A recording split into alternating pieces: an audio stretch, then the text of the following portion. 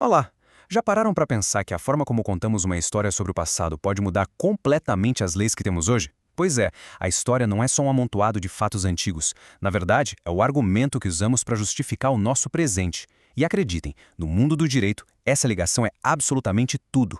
E é aqui que a coisa fica complicada. Esta é a grande questão, aquela que tira o sono a historiadores e a juízes há séculos. Será que é mesmo possível olhar para trás e ver o que realmente aconteceu? Ou será que estamos sempre a espreitar por uma lente? Uma lente com os nossos próprios preconceitos e as nossas próprias ideias? Bem, o século XIX, com todo o seu otimismo na ciência e no progresso, achava que tinha a resposta na mão. A lógica deles era bastante direta. Se conseguimos decifrar as leis da física, por que é que não haveríamos de conseguir decifrar as leis da sociedade e da história? A confiança era enorme e a ambição, bem, era ilimitada. Então, é isso que vamos explorar hoje. Vamos mergulhar nesta ideia superpoderosa, o positivismo. Vamos ver a solução que ele propunha para encontrar a verdade, como foi aplicado ao direito e à história, e, claro, vamos descobrir onde é que este edifício tão bonito começou a mostrar algumas rachas. Ok, vamos a isso. A grande solução do século XIX chamava-se positivismo. E a promessa era enorme: transformar o estudo da sociedade, da história e até do direito em ciências tão rigorosas e objetivas como a biologia ou a química. Nada menos que isso. Pensem no positivismo como uma espécie de receita para a verdade absoluta, com 3 passos bem simples. Primeiro, a realidade existe lá fora, completamente independente de nós. Segundo, o nosso conhecimento tem de ser como um espelho perfeito que reflete essa realidade sem qualquer distorção.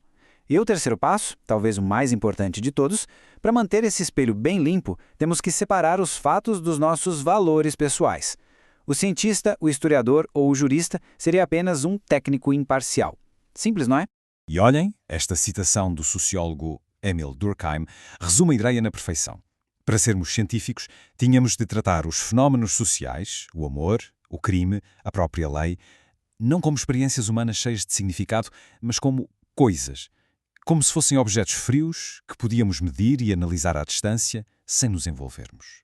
E claro, com esta fórmula mágica para a verdade em mãos, era só uma questão de tempo até que a história e o direito a quisessem aplicar. A ideia era super tentadora. Vamos transformar estas áreas em ciências exatas e acabar de uma vez por todas com as opiniões e os debates que nunca mais acabam.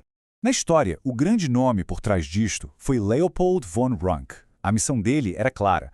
O trabalho do historiador não é julgar o passado, é apenas mostrar o que realmente aconteceu. E a sua ferramenta para o fazer? Os documentos oficiais, as fontes puras. O historiador seria uma espécie de detetive de fatos, e mais nada.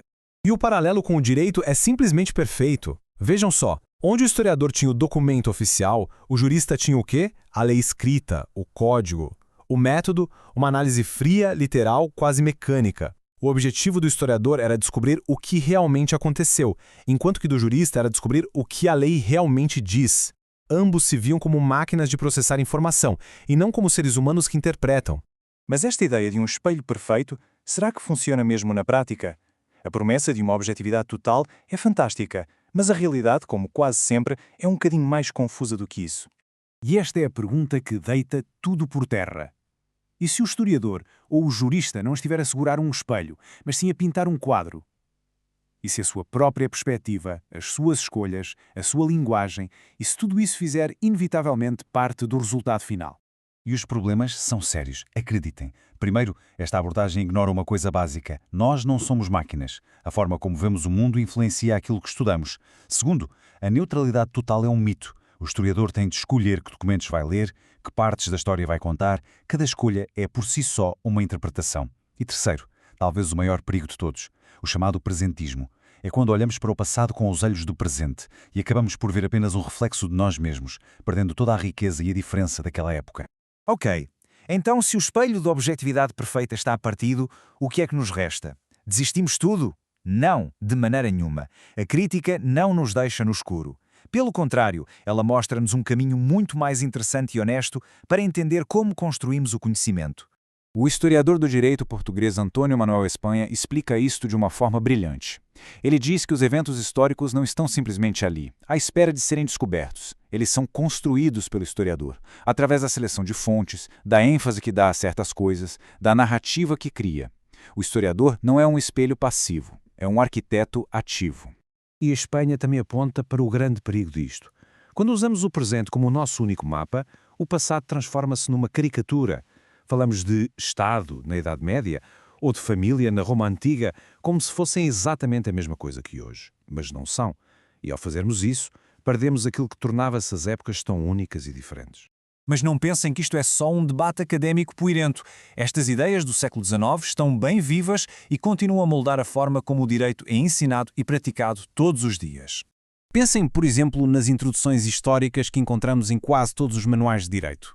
Muitas vezes contam uma história muito linear, uma espécie de marcha de progresso que começa na lei romana, passa pela Idade Média e culmina convenientemente no sistema legal perfeito que temos hoje.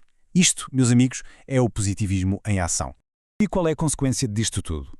Bem, este tipo de história faz três coisas muito perigosas. Primeiro, faz com que a lei de hoje pareça natural, como se fosse a única forma possível de as coisas serem. Segundo, vende-nos a ideia de que a nossa lei é o ponto mais alto da evolução humana. E terceiro, distorce o passado para que ele se pareça connosco. E o resultado final? É uma forma incrivelmente eficaz de proteger o sistema atual de qualquer crítica.